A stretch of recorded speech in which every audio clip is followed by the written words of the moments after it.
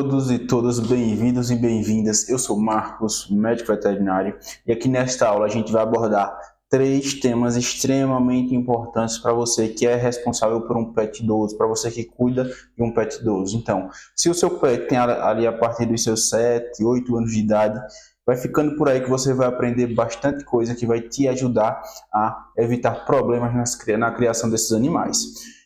Durante todos esses 5 anos que eu tenho de atendimento, eu tenho notado que a fase de idoso é a fase em que o pessoal costuma ter mais dificuldades com relação ao animal, justamente porque a partir de determinado ponto eles começam a exigir cuidados especiais, começam a ter necessidades diferenciadas, diferentes daquelas necessidades que eles têm quando são adultos. E a gente precisa estar atento, a gente precisa ter o conhecimento para poder ajudá-los. Por isso que a gente vai iniciar falando sobre esses 3 pontos aqui, que com esses 3 pontos aqui, eu tenho certeza que você já vai conseguir evitar bastante dor de cabeça, vai conseguir evitar bastante acidente para o seu pet, você vai conseguir proporcionar para ele o ambiente que ele precisa ter para viver bem, para ter qualidade de vida, certo?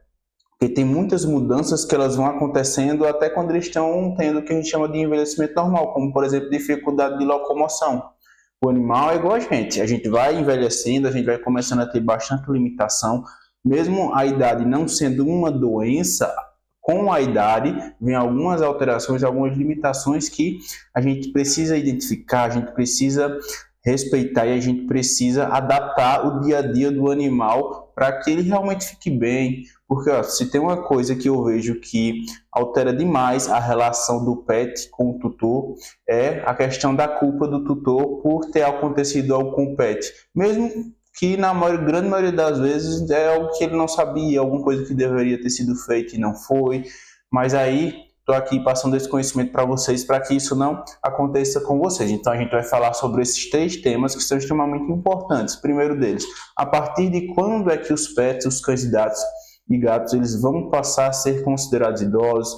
Vou falar um pouco sobre a faixa etária deles. A gente vai falar sobre os tipos de envelhecimento, vocês vão aprender a identificar quando está acontecendo um envelhecimento normal, um envelhecimento fisiológico, e também a identificar quando está acontecendo o que a gente chama de envelhecimento patológico, que é um envelhecimento que não é normal, que é um envelhecimento que é doente.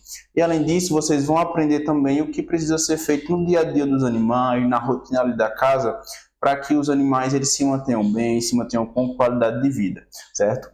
Então, vamos começar falando desse rapazinho aqui, ó, que o que foi que aconteceu com ele? Ele já era um senhorzinho, se eu não me engano, ele devia ter, ou era 14, ou era 16 anos de idade, e toda vez que os tutores chegavam, ele ficava ali na região da garagem, e aí toda vez que os tutores chegavam de carro, ele saía, o pessoal entrava com o carro, depois eles voltavam, interagia, fazia a alegria da família. Só que aí, a partir de determinado momento, a idade começou a pesar, ele começou a ter várias limitações e por conta da senilidade, teve um dia que ele não saiu.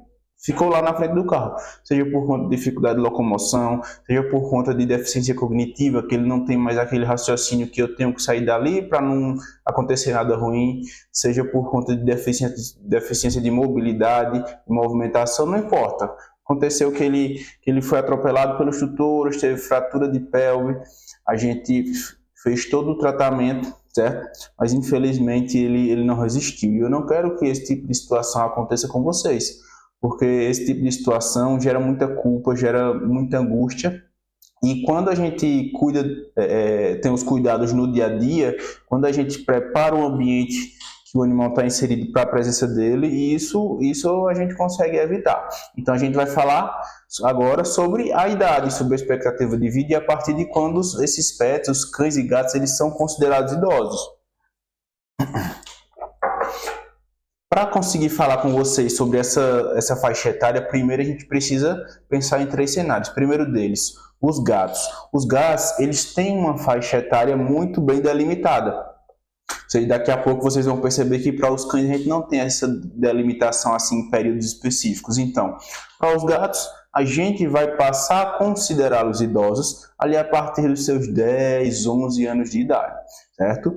Já no caso dos cães, a gente precisa levar em consideração, além da idade, a gente precisa levar em consideração o tamanho, levar em consideração o porte.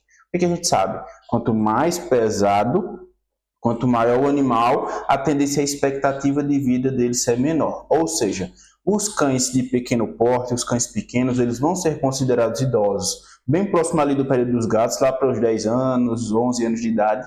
Já os cães de grande porte ou porte gigante, eles vão ser considerados idosos lá para os seus 7, 8 anos de idade. Porque o que a gente sabe? Para o cão ser considerado idoso, ele entra naqueles últimos 25% da expectativa de vida dele. Só que, como eu falei para vocês, a expectativa de vida acaba que varia bastante de acordo com a raça, de acordo com o tamanho, de acordo com a idade do animal. Então, idade e porte precisam ser levados em consideração. Então, para os cães pequenos, ali a partir dos seus 10 anos de idade, para os cães maiores, ali a partir dos seus 7 anos de idade. E para os gatos, ali a partir dos seus 10 anos de idade. Esses são os momentos que a gente passa a considerá-los idosos e que são os momentos que a gente precisa realmente ter mais atenção, ter cuidados. É necessário também começar com alguns tipos de suplementação, tá bom? E aqui só reforçando para vocês a questão da faixa etária dos cães, que ela é inversamente a expectativa de vida dos cães, que ela é inversamente proporcional ao porte. Infelizmente, quanto maior e mais pesado, tende a ser menor a expectativa de vida desses animais. Ah, Marcos, mas será que eu preciso saber disso? Será que é importante saber disso? Sim, é extremamente importante. Por quê? Se você não sabe quando inicia essa fase da vida tão delicada dos animais, como é que você vai começar a ter os cuidados necessários? Como é que você vai começar a suplementar vitaminas e minerais ali com bom poder antioxidante? Quando é que você vai fazer a troca da alimentação? Se você utilizar ração, trocar uma ração de adulto para uma ração de sênior, que a composição da ração muda? Quando é que você vai começar a prestar mais atenção nos exercícios físicos, na intensidade do exercício, na forma como ele reage, a dificuldade que ele tem para executar aquilo? Como é que você vai perceber que aquele é o momento de aumentar os estímulos cognitivos, estimular o raciocínio do animal, para diminuir sinais, por exemplo, de um envelhecimento doente, que a gente vai falar daqui a pouco? Como é que, se você não souber essa questão da faixa etária, como é que você vai começar a prestar atenção para identificar as mudanças sensoriais? É muito comum os animais, a partir de certa idade, quando eles já estão mais velhinhos, começarem a ter mudanças na visão, eles vão perdendo a visão, começarem a ter mudanças na audição, eles também vão perdendo a audição. E tudo isso, para a gente conseguir ver, para a gente conseguir visualizar, a gente tem que estar ali próximo, tem que estar olhando, tem que estar esperando essas mudanças. Porque quando a gente não está esperando, ela acontece, a gente não percebe, daqui a pouco o animal está doente, a pessoa está doidinha sem saber o que fazer, certo? Por isso que esse conhecimento ele é extremamente importante. Muitas pessoas podem não dar a devida importância, mas sim, como eu estou falando aqui para vocês, como eu estou exemplificando aqui para vocês, a gente precisa sim conhecer a faixa etária e a expectativa de vida dos animais. Assim a gente consegue evitar muitos problemas. Então, além de conhecer a expectativa de vida dos animais, a gente também precisa conhecer o que a gente chama de processo de envelhecimento. Tem o envelhecimento normal, que é quando o animal está bem, começa a apresentar ali algumas alterações que são consideradas normais para aquela faixa etária, aquele processo é considerado normal, e quando está acontecendo o que a gente chama de envelhecimento doente, que aí já não é mais o normal, já não é mais o esperado. Então vamos lá. Quando o animal está passando por um processo de envelhecimento, naturalmente o organismo dele já não vai funcionar da mesma forma, ele vai começar a ter mudanças ali fisiológicas, orgânicas, sensoriais, como eu falei para vocês, mentais, o raciocínio dele já não vai ser mais o mesmo, o sistema imunológico dele já não vai ser mais o mesmo também. Tudo isso acontece durante o processo de envelhecimento, seja ele normal ou não. Então, isso já é esperado. O que é que não é esperado? O que não é esperado é o animal começar a apresentar algumas alterações de comportamento que são características do que a gente chama de disfunção cognitiva canina, que é o que a gente considera como envelhecimento doente. Então, o animal passa a apresentar desorientação, ou seja, ele está ali caminhando no ambiente que ele vive, mas em alguns momentos ele simplesmente para e fica paradinho sem saber o que fazer, como se ele tivesse esquecido para onde estava indo, ou como se ele tivesse esquecido o que estava indo fazer. A gente também observa uma alteração na interação dele com o ambiente, dele com os animais e dele com as pessoas do meio que ele está inserido ali. A gente também observa a alteração do ciclo do sono. Essa costuma ser uma das primeiras coisas que o pessoal costuma perceber, porque o animal começa a ficar durante a noite acordado, à noite vocalizando, à noite latindo, demonstrando uma inquietação, às vezes o pessoal acha até que é dor, e durante o dia o animal fica dormindo. Ele mostra essa inversão do ciclo do sono de vigília. Então a gente pode observar também perda de treinamento, então o animal passa a esquecer comandos, esquecer truques. A gente começa a observar uma grande redução na capacidade de executar atividade física. Então aquele passeiozinho que fazia já não dá mais para fazer. Tudo isso faz parte de um processo de envelhecimento que não é normal, durante um processo de envelhecimento que é patológico, um envelhecimento doente.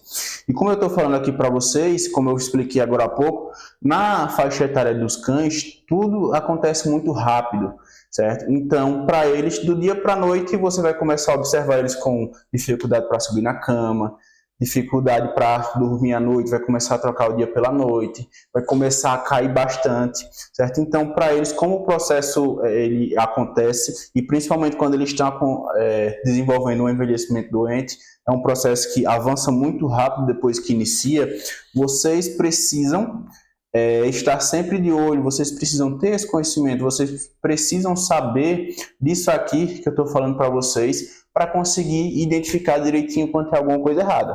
É uma coisa que eu penso, o conhecimento ele é fundamental para que a gente consiga proporcionar saúde, para que a gente consiga proporcionar qualidade de vida, para que a gente consiga proporcionar um ambiente mais seguro para os animais, principalmente com os animais idosos, que realmente é uma fase em que eles estão muito mais sensíveis. Eu costumo dizer que quais são as fases que a gente costuma ter mais problemas e mais dificuldades na criação dos animais? Ou quando ele é filhotinho, novinho, bem novinho, ou então quando ele está ali na fase de idoso, entrando ali na fase de geriatra. Esses são os momentos que realmente a gente precisa ter muito mais atenção. Esse rapazinho aqui que eu estou mostrando para vocês, ele é um paciente que eu acompanho ele bem de perto, ele é da minha mãe, que ele tem o envelhecimento doente, ele tem a disfunção cognitiva canina. Com 19 anos que ele tem, a gente costuma observar todas essas alterações que eu falei anteriormente aí para vocês. Entre elas, a gente tem a questão da dificuldade de atividade física, da mobilidade, a gente tem a questão da desorientação, ele fica um certo tempo assim andando em círculos, ele tem a questão da troca do dia pela noite, a alteração do ciclo do sono e vigília. A gente precisa fazer um tratamento medicamentoso para que ele passe uma boa parte da noite dormindo, senão ele fica latindo, fica vocalizando. Isso causa um estresse danado. E como vocês podem ver aí também, ó, onde parou, que a gente tem uma caixa aqui do lado do móvel, né? Isso aqui é proposital. Isso é porque ele tem uma dificuldade de locomoção considerável. Então, quando ele entra em locais que ele considera um pouco apertado, que a gente considera um pouco apertadinhos, por exemplo, ele consegue entrar de frente, ele se sente preso, ele não consegue voltar. Isso porque ele também tem ele está praticamente cego, né? Então, esse rapazinho aí, ele tem bastante alteração, mas a gente está conseguindo manter ele bem, manter ele com qualidade de vida, que é o principal. O principal é a gente mantê-los bem, manter com qualidade de vida, que aí a gente fica tranquilo. Quando a gente não está conseguindo manter isso, aí realmente a gente precisa intervir. A gente não pode ficar alheio ao sofrimento dos animais. Então agora a gente vai falar um pouco sobre o nosso terceiro ponto, que é o que a gente precisa fazer, o que a gente precisa mudar no dia a dia dos animais idosos. Vejam que eu já falei aqui para vocês bastante coisa, mas aqui agora eu vou reforçar sobre a questão estrutural, o local que ele está inserido. Então, a gente precisa prestar atenção nos pisos. Então, tem animais que têm dificuldade de locomoção, dificuldade de mobilidade, então ele tem dificuldade para deitar, para levantar. Quanto mais liso o piso é, mais difícil para ele Então, pelo menos nos locais em que ele passa mais tempo, é interessante ter uma região com piso antiderrapante, seja com aqueles tatames, ou seja com aqueles tapetes escuros que são antiderrapantes, principalmente em regiões que, como eu falei para vocês, ele passa mais tempo, como por exemplo os potes, a região do pote de água e de comida. Então, se ali ele precisa passar um tempo considerável de pé, comendo ou bebendo água, então a gente precisa que o piso ali seja antiderrapante para que ele não fique escorregando. Lembre-se sempre que o nosso objetivo, nosso maior objetivo é facilitar a vida deles. E quanto mais velhos eles vão ficando, maior precisa ser a nossa intervenção. Como, por exemplo, tem animais que têm dificuldade de aprender os alimentos, de pegar o alimento. Então, a gente precisa trocar o pote de um pote profundo para um pote raso e largo, para ele ter maior facilidade, certo? A gente não pode deixar ele ter acesso a ambientes perigosos. Lembra do caso que eu falei lá no começo, daquele cachorrinho que foi atropelado? Pronto. Se a gente tem que a garagem é um ambiente arriscado, que ali pode acontecer um acidente, como aconteceu, então a gente simplesmente não pode deixar que ele tenha acesso ali, colocando uma barreira física, colocando um portão, colocando aquelas grades, aqueles limitadores de espaço, porque a gente não pode correr o risco de ele ter acesso àquele lugar e se acidentar. Eu já falei, vou repetir aqui para vocês.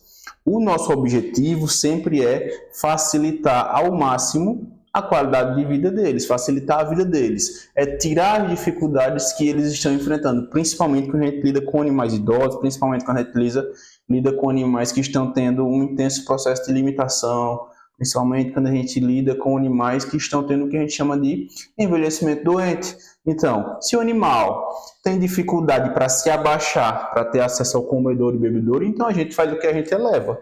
Coloca o comedouro e bebedouro na altura, aqui mais ou menos na altura do músculo peitoral dele, porque aqui vai ser uma altura que ele vai ficar confortável, tanto para beber água quanto para comer. Se fosse um animal que tem dificuldade para ficar em estação, a gente vai colocar aqui também um tapetezinho antiderrapante para facilitar a vida dele.